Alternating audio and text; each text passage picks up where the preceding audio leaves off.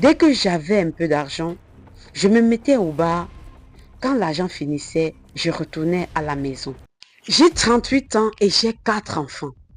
Mais l'alcool a détruit ma vie. Jusqu'au jour où Dieu a intervenu d'une manière spéciale.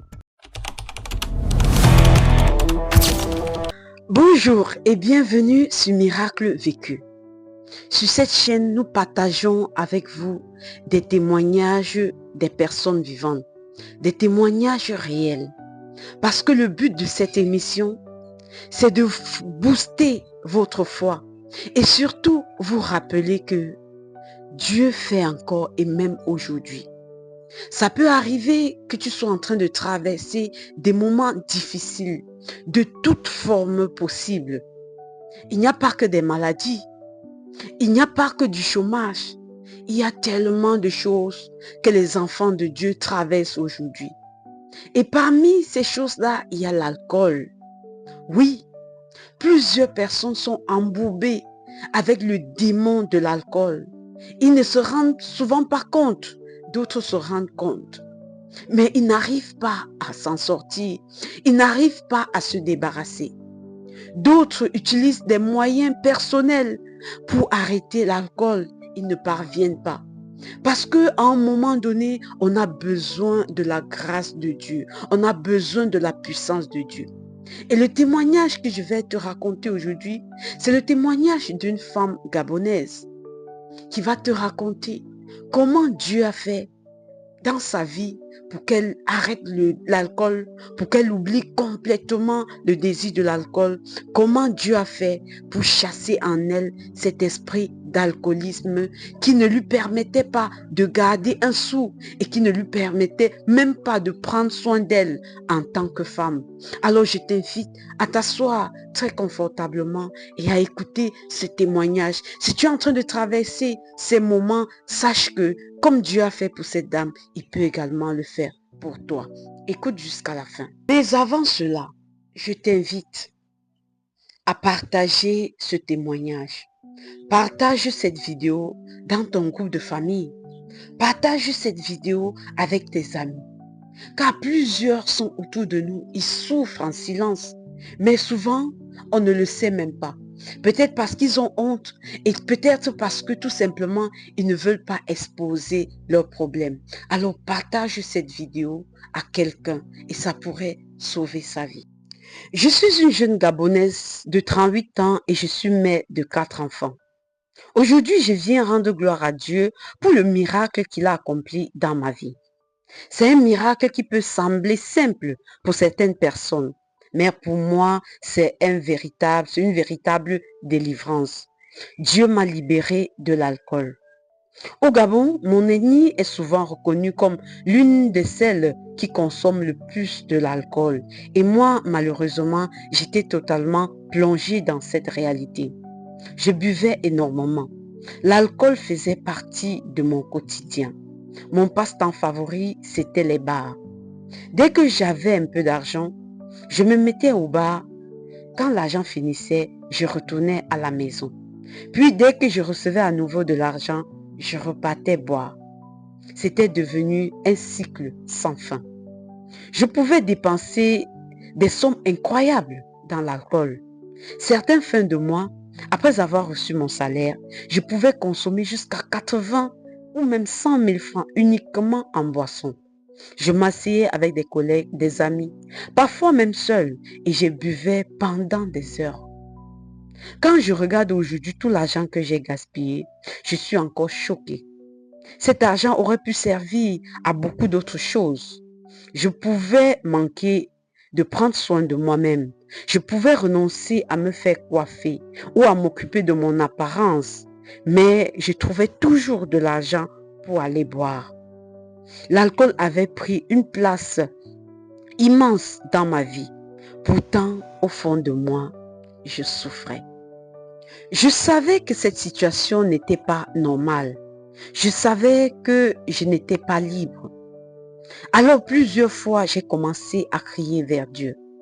Je me souviens de moments où j'avais une bouteille de bière dans ma main, je parlais directement au Seigneur.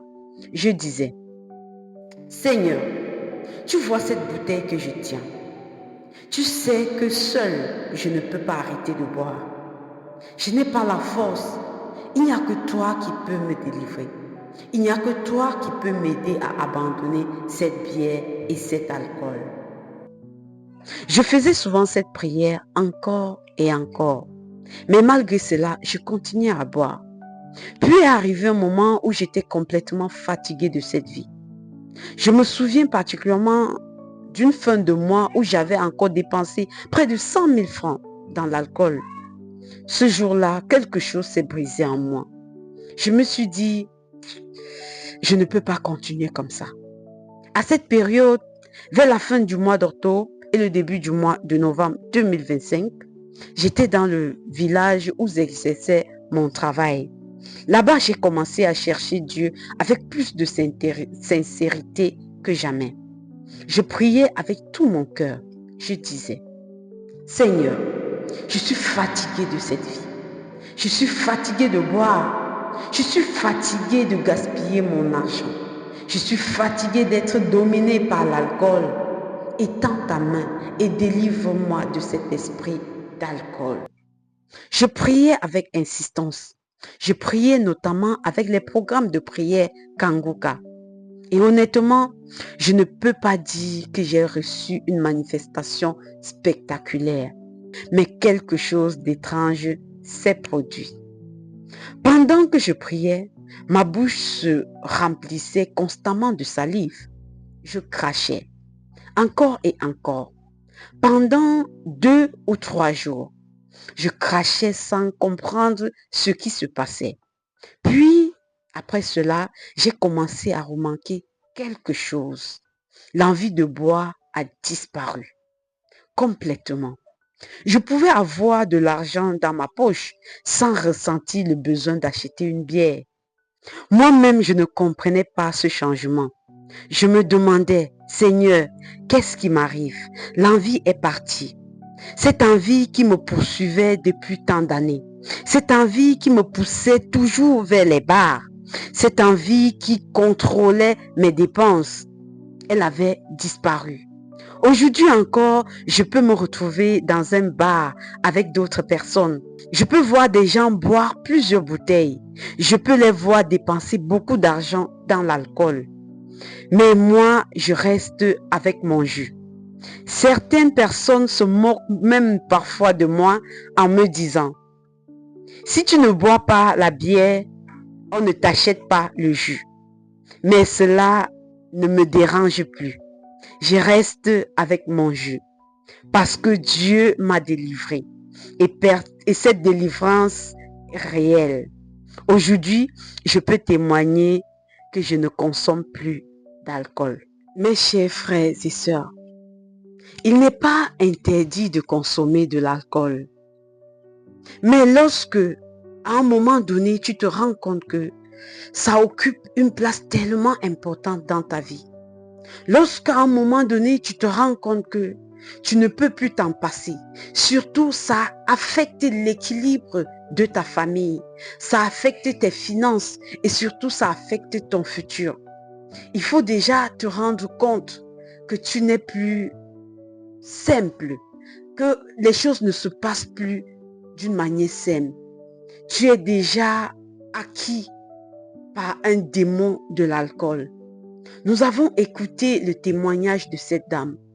Plusieurs personnes pensent que lorsqu'ils consomment beaucoup d'alcool, lorsqu'ils sont dans la dépendance à l'alcool, ce sont eux qui contrôlent. Mais aujourd'hui, j'ai envie de vous dire que non, ce n'est pas vous qui contrôlez. Vous pensez que c'est de votre propre chef que vous faites toutes ces choses. Mais je veux vous dire que c'est l'esprit démoniaque qui vous retient captif pour que vous n'évoluez pas, pour que vous n'aidiez pas les autres, pour que votre famille et vos enfants succombent. Vous avez très bien écouté le témoignage. Et j'ai envie de dire à quelqu'un, une femme ou un homme aujourd'hui, si tu es retenu dans une addiction, sache que Dieu peut te délivrer. Sache que si tu confies ce problème à Dieu, il peut agir d'une manière incroyable. peut-être sans que tu te rendes compte. Et lorsqu'il dit qu'il est notre Père, c'est réellement parce qu'il est notre Père. Alors va vers lui. Si tu es dans une addiction, si tu connais également un ami, ou bien un frère, ou bien une sœur qui est dans l'addiction, partage-lui cette vidéo. Il y a autre recommandation que je vais te donner. Allez télécharger l'application Kanguka. Écoutez les prédications de Chris Dikumana, l'évangéliste, et vous serez touchés. Vous allez comprendre et vous allez tellement grandir dans votre foi. Je vous dis merci à tous ceux qui ont suivi